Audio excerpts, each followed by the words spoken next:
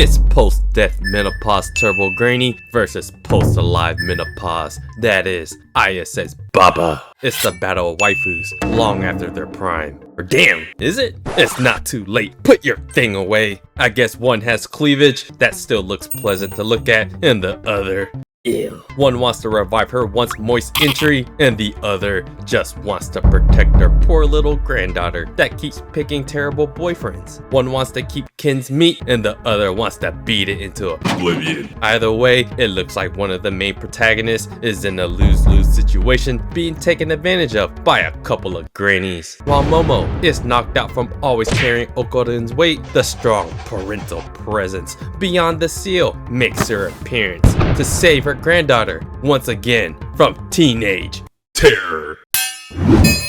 For this video, we're going to be covering Don Don episode 3. It's a granny versus granny clash. After Grandma Waifu displays to the world of her brilliant psychic powers, Santa the Doria finds her way home to find her granddaughter has yet brought another problem to the ISA household. With her great display of charismatic grandma swag, with her hair tied to the heavens, lit cigarette in her mouth, and her booby busting cleavage, Grandma Turbo Ken is trapped in her barrier. Grandma Turbo Ken talks big like she's gonna eat out another grandma, but no, one of grandma's greatest weapons is within her grasp. A baseball bat, and beats the break out of this Grandma Turbo Ken. Every time she falls out of Grandma ISA's barrier, she catches heat. Grandma Turbo Ken pleads that if she kills her, she'll also kill the child human that she also gladly took advantage of as wiener. With her hair tied to the heavens, another inhale of her cigarette smoke, and her post-menopause cleavage ready to pop another good one, she quite clearly doesn't give a fuck. Y'all can both die. The story, while it's not a typical fighting shonen, still does a good job at giving us one of the most badass shonen introductions to a character. Although she has like a location advantage that's explained later, her powers are actually pretty cool, kinda like Nobara Kugisani's. Momo wakes up from her bed and runs downstairs to hopefully find wienerless Okorin, but instead finds post-menopause Grandma Waifu looking real voluptuous right now. Grandma Isa asks about Momo's shenanigans, and eventually Grandma Isa tells her that the spirit earlier Goroshita. Grandma Waifu downplays Momo's concern like, chill child, you don't even believe in ooh.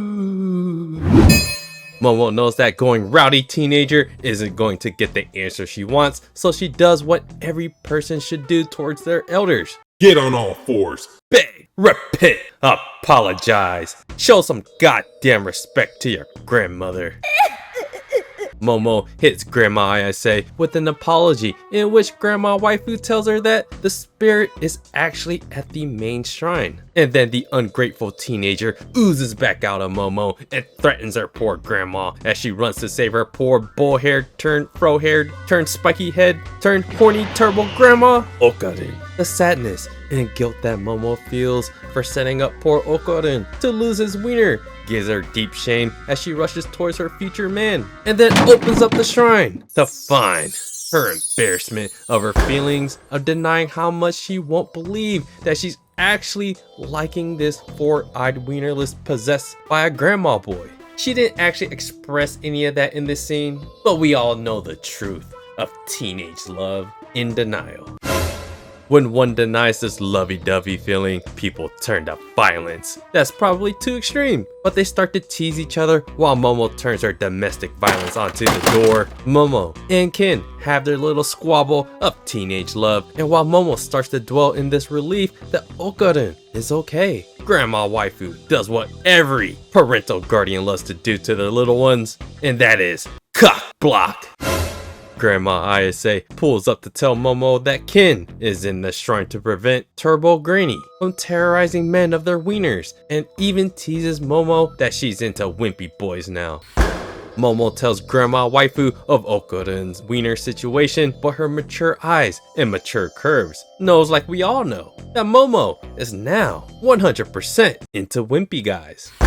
Grandma ISA talks about the backstory of Turbo Granny being the 100-kilo Granny. She was a modern day yokai that rained havoc upon these measly ningen, and then ties in this location-based bound spirit. Villainous kind of entities stuck to a particular location because of their attachments to it. This horny grandma yokai and this location-based bound spirit are now one being. Basically, Grandma ISA is warning Momo to not fight such a strong entity given Ken's situation is undoubtedly beyond help. But Momo digs deep to pull out a pedestal where her beloved Ken-san is to say that Ken-san would totally shone in this situation and save this poor wienerless teenager. We all find our inner curvy grandma and tease Momo for liking this wienerless boy. Momo continues to play the plausible deniability card and says it's the actor that she likes. But we all know there's an odd couple in the making here. Grandma Ayase gives Momo the strategy to beat Turbo Baba, and that is to play tag. With her turbo hubris, she can be convinced to play that game. Unfortunately, the spirit's territory is all of Shono City, so they have to lure Turbo Granny outside of it to weaken it enough to defeat it, so Ken can regain his manhood.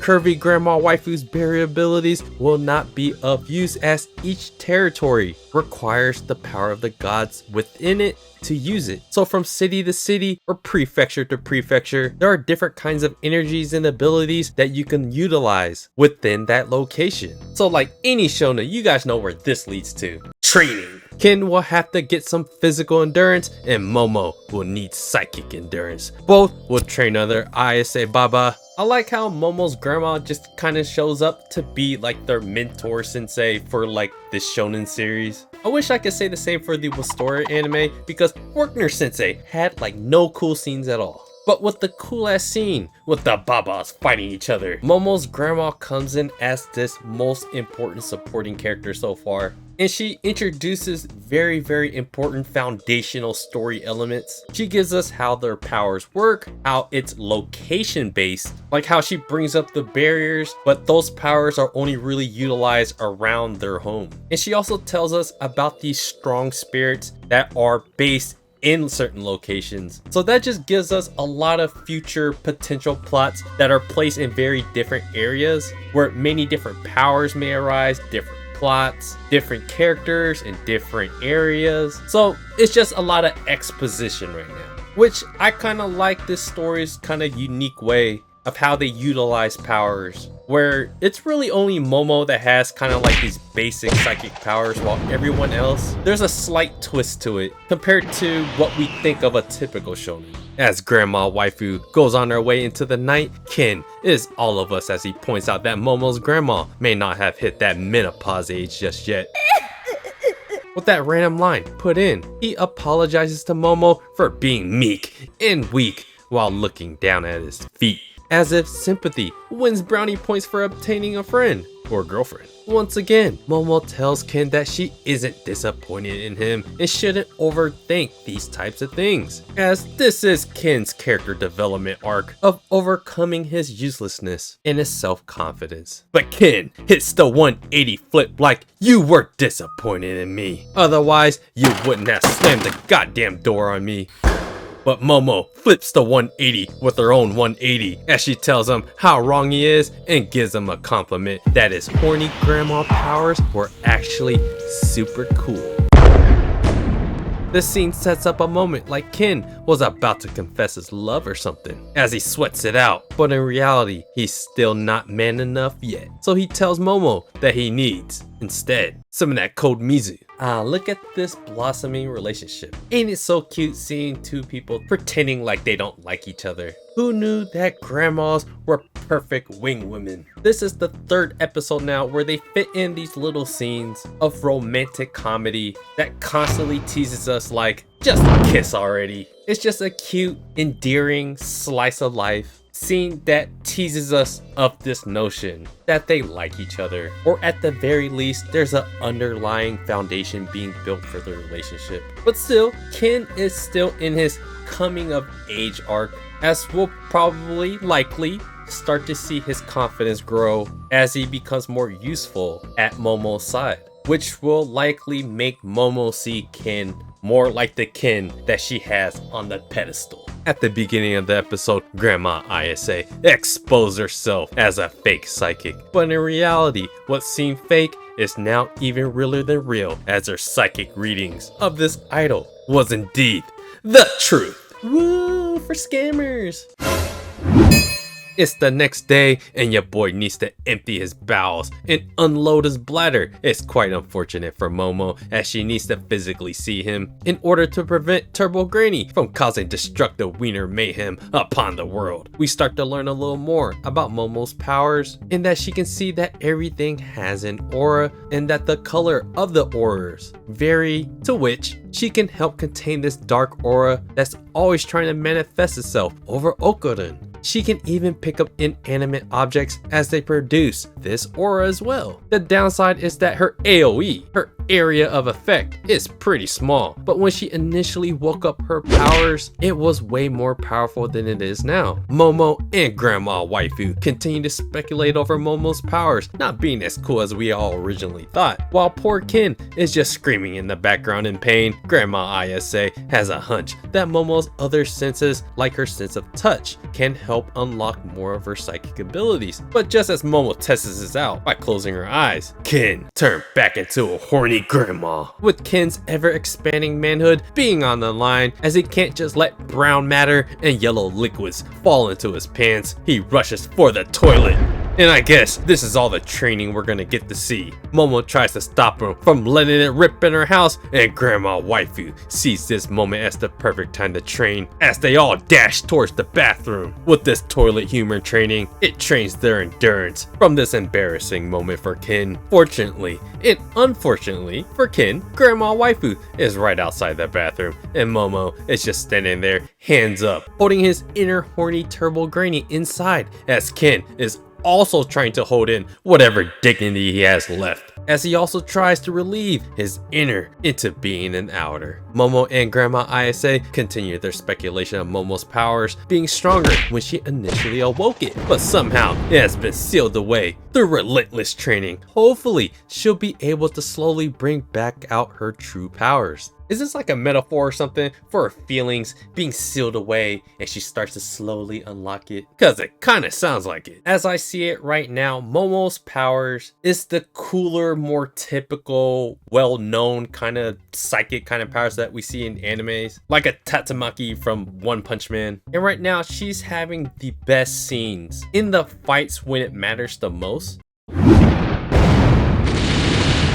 But the scene right here hints back at her next big glow up. For her personality and how she is as a character, she is going to be that constant character that's always going to be courageous and pushing Ken along until he matches her. But Ken himself as a character, his glow up, there's a wider range from where he needs to go as a character. And with his horny grandma turbo powers, his powers are a lot more unknown, and there's a lot of undiscovery. I guess they call that mystery. Compared to Momo's, where we understand that her powers are more permanent as well. When it comes to Ken, his powers right now seem temporary, but when he does transform, it is pretty cool. But I guess we will find out. While Momo had her eyes off the pooing Okurin, horny Turbo Granny gets unleashed once again. She freezes up Grandma Waifu and Ken, making them bleed through holes not seen before menopause, and reveals that she can curse anyone that Ken sees, revealing once again, like a schoolyard fight, horny Turbo Granny tells Momo once more, meet me in the tunnel or else all y'all getting cursed. In one of the last scenes, Waifu Baba gives Ken and Momo a prayer and some new gear, like an armor of some sorts, but for evil spirits. For once, to not make everything a comedic matter, Isa Baba shows her parental love to Momo by hugging her and telling her to not die. Please don't die. Which was a refreshing, serious moment as she sends off her granddaughter to essentially have a high chance of dying, as these two teenagers get on their bicycle to pummel horny beyond the grave grandma. They get on the train instead to conserve their energy for the showdown against horny Turbo Granny. And at the very end, we get a cute little bonus scene after the ending credits as Momo takes off her clothes to go Gyarados style on us. Instead of safety first gear, I'm sure this won't come back to bite her in the butt. So this episode had all your quintessential shonen elements plastered throughout the entire episode, with the introduction of the badass mentor type of character,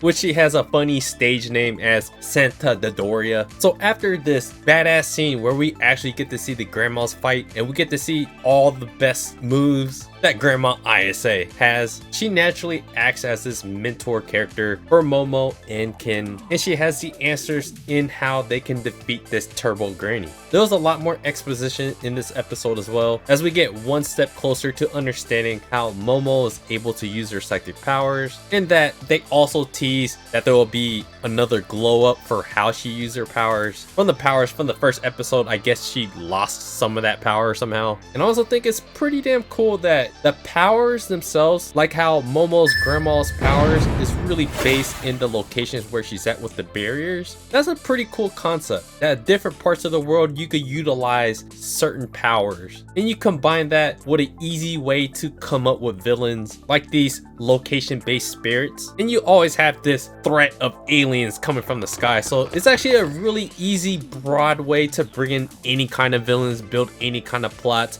as this show is supposed to just be a fun show, but at the same time to bring in a lot of these shonen kind of elements too, along with this romantic comedy. It really builds a fun cohesion for a plot and easy to build the characters into whatever character development you want to build for them. I just really like the concept and the writing of the show for what it is, while keeping everything that we like about shonen. So with the grandma waifu, she basically sets up all these potential different areas where plots can happen, which will run into different kind of powers, different kind of characters that they may face, spiritual, alien, or maybe at some point another human. So it's going to be kind of cool to see how all that kind of connects while Momo and Ken build their growing romantic relationship. Overall, this episode really was about exposition, world building, and bringing in Momo's grandma to act as that mentor and showing us how badass she is and trying to catch us slipping into some grandma waifu bait. But this episode really was a good episode to explain how some of the parts of how the Dan world or Dan world works. At this point, we kind of get the pacing of each episode, of each scene, where they implement some of these slice of life romantic comedy kind of scenes in between, and throughout you could kind of see some of the humor of the author come out in these very fun scenes, as it really is more comedy than it is romance. The romance in the show is just kind of like any other anime that you've seen. It's just lighthearted, kind of teasing, where it basically gets you to feel like just kiss already. That's basically the feeling that we get. So yeah, that is pretty much it for this episode. I think what stood out the most was the grandma's cleavage. Didn't expect that, didn't you? And her curves. Damn, the grandma waifu bait is working. So yeah guys, let me know what you guys thought about this episode. Dan episode 3. I would love to know. And yeah guys, do me a favor, hit the like button, subscribe to the channel if you guys haven't already. Check out my blog at otakusen.com. And I appreciate you guys watching. And I'll see you guys on the next video.